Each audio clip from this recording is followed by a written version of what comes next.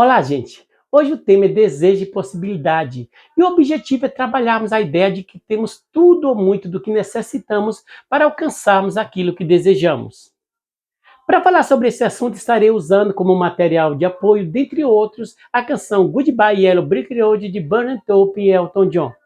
O tema está dividido em três pontos. No primeiro, contextualizando a canção, eu busco uma relação entre a letra da canção e uma obra que provavelmente serviu de inspiração para o compositor. No segundo, a busca desnecessária, eu falo sobre a importância de conhecermos bem quem somos e o que temos antes de partirmos em busca do que queremos ou do que desejamos. No terceiro, fazendo a coisa certa, eu afirmo que o sucesso costuma abrir os braços para aqueles que entendem o valor do esforço e da coerência. Vamos ao primeiro ponto? Contextualizando a canção. Mas por que contextualizar a canção? Porque quando a gente pega a letra, percebe que há alguém fazendo perguntas e afirmações diretas, mas não fica claro a quem ele está se dirigindo. E é exatamente nessa possível referência que eu encontrei o apoio para estar trabalhando esse tema. Quanto à tradução, apesar de entender que nessa canção existe algumas expressões que precisam ser subtendidas, teremos uma mais próxima da tradução literal apenas por questão de foco. A canção está dividida em três partes. São duas estrofes e um refrão. E na primeira estrofe ele diz: When are you gonna come down? When are you going to land? I should have stayed on the farm. I should have listened to my old man. You know you can't hold me forever. I did sign up with you. I'm not a present for your friend to open. This boy is too young to be singing the blues. Quando você vai descer? Quando você vai aterrissar? Eu deveria ter ficado na fazenda? Eu deveria ter escutado meu velho homem? Você sabe que você não pode me segurar para sempre? Eu não assinei contrato com você. Eu não sou um presente para os seus amigos abrirem. Este garoto é tão jovem para estar cantando blues. Vamos deixar o refrão por último e vamos para a segunda estrofe. Na segunda estrofe ele diz assim: What do you think you're doing? I bet that today you're playing. You'll take a cup of vodka and tonics to set you on your feet again. Maybe you'll get a replacement that's playing like me to be found. Mango who ain't got a pen sniffing for tidbits like you on the ground. O que você pensa que você fará então? Eu aposto que isso derrubará o seu avião e você precisará de um pouco de vodka e tônico para ficar de pé novamente. Talvez você consiga um substituto. Há tantos como eu a ser encontrado, vira-lata sem nenhum centavo, farejando petisco no chão como você. O refrão ele diz: So goodbye yellow brick road, where the dogs of society howl. You can't plant me in your penthouse. I'm going back to my plow, back to the howl of darling wood, hunt the hornback toad. Oh, I find desire my futureless beyond the yellow brick road. Então adeus estrada de tijolos amarelos, onde os cães da sociedade uivam. Você não pode me plantar na sua cobertura. Eu estou voltando para o meu arado. De volta a velha coruja uivando nas matas, caçando sapo de dorso áspero. Oh, finalmente decidi que o meu futuro está além dessa estrada de tijolos amarelos. Bem, gente, a mensagem é muito simples, eu digo, é fácil de ser captada. O texto fala sobre um alguém, possivelmente com várias evidências de que seja o compositor, que está desprezando um determinado estilo de vida, porque decidiu retornar à sua vida simples no campo, porque isso lhe parece mais favorável, mais prazeroso. Tudo bem. Mas quando a gente pega algumas expressões que fazem parte da canção, como por exemplo, quando você vai descer, quando você vai aterrissar, você sabe que você não pode me segurar para sempre. Você não pode me plantar na sua cobertura. O que você pensa que você fará então? Talvez você consiga um substituto. Ou a mais famosa de toda a canção, Adeus Estrada de Tijolos Amarelos. Quando a gente vê essas expressões e outras mais, nos convencemos de que o autor, o compositor, teve contato com essa obra de Lime Frank Baum, lançada no ano de 1900, maio de 1900. O Mágico de Oz, ou então com o filme que teve origem ou que se foi baseado na obra e que tem como título também O Mágico de Oz, lançado em 1939, 39 anos depois, né? O que eu estou querendo dizer é que quando ele diz quando você vai descer, quando você vai aterrissar, está se referindo a Oz, o mágico, que passou a representar a última esperança daqueles que buscavam a realização de desejos impossíveis. Mas quem era Oz antes de se tornar o grande mágico, o realizador de desejos impossíveis? Bom, gente, isso é ficção, viu? Então, nascido na cidade de Omaha, Oz trabalhou muito tempo como ventríloco. E então, quando cansou daquilo, resolveu trabalhar como um baloeiro ou balonista de um circo. E a sua função era se conduzir num balão a fim de atrair pessoas a comprar entrada, ingresso para assistir aos espetáculos. Acontece que num determinado dia, as cordas se emaranharam e o balão vagou por quilômetros e quilômetros e quilômetros sem controle, até que no outro dia, Oz se encontrou numa terra totalmente desconhecida que logo passaria a ser conhecida como o Reino de Oz. Nessa terra desconhecida, que era governada por 4 bruxas, bruxa do norte, bruxa do sul, do leste e do oeste, 2 bruxas boas e 2 más. Bruxa do norte e do sul, boas, leste e oeste, bruxas más. Nessa terra, como eu dizia, ninguém sabia da existência de balões e jamais poderia imaginar um ser humano descendo do céu no balão. E essa façanha, que na verdade foi um acidente, fez com que Oz fosse considerado um mágico muito poderoso, mais poderoso até que as bruxas daquele lugar. Então, quando ele diz quando você vai descer, quando você vai aterrissar, está se referindo a Oz, o realizador de desejos, e seu balão, apesar de aparecer a palavra avião em uma parte da canção.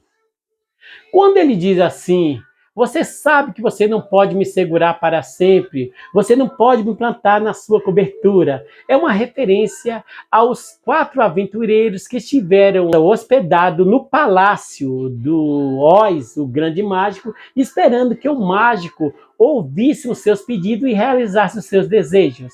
Quando diz estrada de tijolos amarelo, está se referindo ao caminho trilhado por esses 4 aventureiros. Era o caminho que levava à cidade das Esmeraldas, que era habitada e governada por Oz, o grande mágico. Quando diz assim, o que você pensa que você fará então? Talvez você consiga um substituto. É uma referência ao momento em que a máscara cai. A face é revelada e se descobre que Oz não era o que todos achavam que fosse. Então, Oz, com medo de que a sua identidade fosse revelada àquele povo todo, resolve sair daquele lugar e deixa o espantalho como seu substituto, dizendo que era só um passeio, né? Bom, há muitas outras referências que comprovam que o autor da canção teve contato com essa obra, O Mágico de Oz. Mas vamos parar por aqui e vamos para a segunda parte. Na segunda parte, a busca desnecessária. O que eu quero dizer é o seguinte, o que já disse no começo, nós temos tudo ou muito do que necessitamos para alcançarmos aquilo que desejamos. É claro que quando se fala de desejo, deve-se entender, nós sabemos que esse conceito do termo desejo é muito amplo, né? Então, sabemos também que na nossa relação com desejos, devemos entender que existem aqueles que podem ser realizados, aqueles que, além de poder, devem mesmo ser realizados, mas também existem aqueles desejos que devem ser sufocados, eliminados, ignorados, porque são desejos que não conseguem serem realizados sem causar danos dos mais variados, né? Então, a que tipo de desejo estou me referindo nesse vídeo? Eu estou falando apenas daqueles interesses que quase todos nós temos de progredir na área financeira, cultural e social. Esse é o tipo de desejo que eu estou me referindo e eu repito, temos tudo ou muito do que necessitamos para realizar esses desejos. O que nos falta às vezes é perceber, entender, acreditar e fazer a coisa certa ou tomar as atitudes corretas. Os 4 aventureiros que se lançaram na estrada de tijolos amarelos na busca pela realização dos seus desejos, eles já tinham, antes de começar aquela jornada, ou a virtude que buscavam, ou o meio de conseguir instantaneamente aquilo que queria. Mas não percebiam, não entendiam, não acreditavam, não sabiam o que fazer para tomar posse do poder, para acessar o poder e ter o desejo realizado, que era o caso da Dorothy. Então, Dorothy já tinha o par de sapatos de prata que herdara da bruxa do leste quando a sua casa caiu sobre esta. E este sapato tinha poderes, inclusive, para realizar o único desejo dela, o único desejo de Dorothy, que era de retornar para a casa dos seus tios em Kansas. Mas ela não entendia sobre o poder e não sabia que atitude tomar para ter posse desse poder e ver o seu desejo realizado. O leão já possuía a coragem que tanto almejava, mas não acreditava nisso. O espantalho e o homem de lata, ou lenhador de lata na versão original, já possuíam. O espantalho já tinha, como eu já disse, a inteligência que ele tanto queria. Só que ele acreditava que precisava de um cérebro. O homem de lata já possuía a capacidade e a sensibilidade para amar, mas acreditava que precisava de um coração. O autor faz questão de evidenciar claramente que eles já possuíam tudo isso, criando várias situações e apresentando em vários trechos do livro para dizer eles já tinham o que queriam, o que desejavam. Falando sobre nós, temos muito do que necessitamos para alcançarmos o que desejamos. Então, quando eu digo isso, eu estou dizendo que se há uma busca a ser feita, essa busca deve ser em nós mesmos. Seria conhecer bem o que somos e o que temos. Porque quando fazemos isso, temos como tomar a decisão de corrigir e aperfeiçoar algumas coisas, substituir, eliminar outra, a fim de estarmos aptos para ir em busca daquilo que queremos e termos mais condições de termos esses nossos desejos realizados. Vamos para o terceiro e último ponto? Fazendo a coisa certa. É importante acreditar, perceber, entender, mas nós sabemos que alguns desejos, para serem realizados, exige que nós tomemos atitude, que façamos alguma coisa, seria fazer a nossa parte. Nesse terceiro e último ponto, eu quero apresentar 2 atitudes que são próprias daqueles que buscam a realização dos seus desejos de forma acertada. A primeira atitude é estar decidido a se esforçar e a segunda é zelar pela coerência. O que eu quero dizer com estar decidido a se esforçar? Antes de falar, eu quero dizer o seguinte: quando você lê o final do capítulo 15 do livro, você vai encontrar Oz tentando, com um argumento muito sábio e belo, convencer ao leão, ao espantalho e ao homem de lata que eles já tinham o que tanto desejavam e que necessitavam, portanto, da sua ação e intervenção. Mas eles insistem que precisam receber alguma coisa do mágico.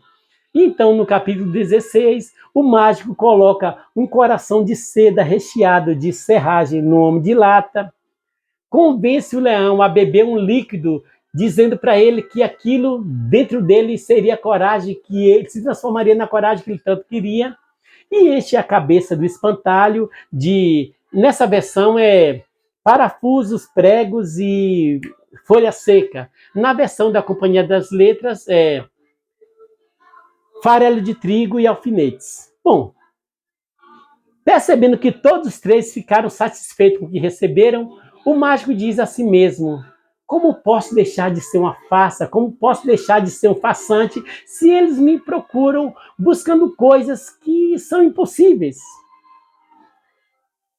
Falando sobre nós, somos às vezes culpados do aumento que tem acontecido de charlatões, farsantes, exploradores da fé alheia, quando nós optamos pela estrada de tijolos amarelos. Mas o que é a estrada de tijolos amarelos? É o caminho pela busca do milagre, da magia, da intervenção sobrenatural. Mas por que que algumas pessoas optam pela estrada de tijolos amarelos? Porque é mais cômodo para muitos ouvir assim: receba, tome posse, do que ouvir esforça-te e tenha bom ânimo. Josué capítulo 1, versículo 9. Gente, eu não quero dizer com isso que eu não acredito em milagre, porque eu acredito. Para estar aqui, para ter passado por tudo que eu passei, eu precisei, graças a Deus, pude contar com uma série de milagres. Eu vivencio o milagre o tempo todo em minha vida. E graças a Deus por isso eu quero sempre contar com esse gracioso fruto da intervenção sobrenatural, que é o milagre. Acontece que eu entendo que essa intervenção sobrenatural existe para suprir a ausência da condição natural. Eu quero dizer, se eu tenho condições de, mesmo fazendo esforço, conseguir realizar os meus desejos, não faz sentido eu ficar esperando ou correndo atrás de milagres. Não faz sentido eu ficar daqui gritando abre-te sésamo, esperando que uma porta se abra, se eu posso, mesmo com dificuldade, caminhar até a porta, usar a chave certa, rodar a maçaneta e empurrar a tampa. Precisamos entender que ter condições de realizar as coisas, mesmo com dificuldade, é um milagre que muitos gostariam de ter e não tem. Se o milagre tiver que vir, ele vai vir. Como diz Fyodor Dostoiévski em Crime e Castigo, o que tem que ser tem força. O que tem que acontecer, vai acontecer. Se o milagre tiver que vir, ele vai vir. Mas com certeza ele se apresentará mais belo e robusto se nos encontrar fazendo a nossa parte. Coerência. O que eu quero dizer com coerência é o seguinte: nas duas primeiras frases do refrão da canção Sorte Tem Quem Acredita Nela, lançada no ano de 1976, o cantor Fernando Mendes diz assim: não adianta ir à igreja rezar e fazer tudo errado. Você quer à frente das coisas olhando de lado. Em outras palavras, ele está dizendo: não adianta você ficar pedindo, oh meu Deus, me abençoe nas minhas finanças, faz-me progredir financeiramente, abençoa a minha vida financeira. E fora dali você está gastando dinheiro desnecessariamente, fazendo compromissos sem analisar se você vai ter como marcar com aquilo, tentando viver e ostentando num padrão de vida que está muito além da sua condição financeira. Poxa, não adianta a igreja rezar e fazer tudo errado. Como é que você quer ver a frente de uma coisa se você está olhando para o lado dela? Seria a mesma coisa que você pedir e esperar que venha o sol, enquanto está executando o ritual da dança da chuva, esperando que venha o sol. Não faz sentido, não há coerência. Então precisamos estar dispostos a empregar esforço e coerência na realização dos nossos desejos, é a nossa parte. A parte de Deus ele fará se ele quiser, ele é Deus, né? E com certeza, ele fazendo a parte dele, se nós fizermos também a nossa, a bênção é dupla, né? Então, se o que eu desejo é progredir financeiramente, a minha parte em esforço e coerência é lutar por ganhar, ser coerente na hora de gastar, gastando só o necessário e tentar guardar um pouco. O que é que eu quero? Eu quero crescer culturalmente, aumentar minha capacidade intelectual, esforço e coerência. Devo estar disposto a estudar, observar e meditar. Ah, mas Deus fez com que Salomão ficasse sábio apenas com a oração de Salomão? Sim, é verdade, houve a parte de Deus sendo realizada ali, mas eu acredito que talvez se Salomão tivesse feito a parte dele, que era estudar, observar e meditar, ele teria um final melhor. Se ele tivesse estudado, observado, meditado, ele, na hora que teve que decidir entre ouvir o seu Deus e ouvir as suas muitas mulheres e seguir deuses estranhos, ele teria com certeza optado pelo seu Deus. Então é preciso, é necessário que façamos também a nossa parte, viu? Então já estou chegando ao final, mas eu quero dizer o seguinte: milagre vai vir? Se tiver que vir, uma bênção. Mas precisamos nos esforçar por fazer a nossa parte. Precisamos empregar esforço e coerência na busca pela realização dos nossos desejos. Que Deus nos abençoe sempre. Gente, se quiserem se inscrever no canal, eu vou ficar muito grato. Mas se não se inscrever também tá tudo bem. Eu agradeço o fato de vocês assistirem os meus vídeos. Que Deus nos abençoe sempre.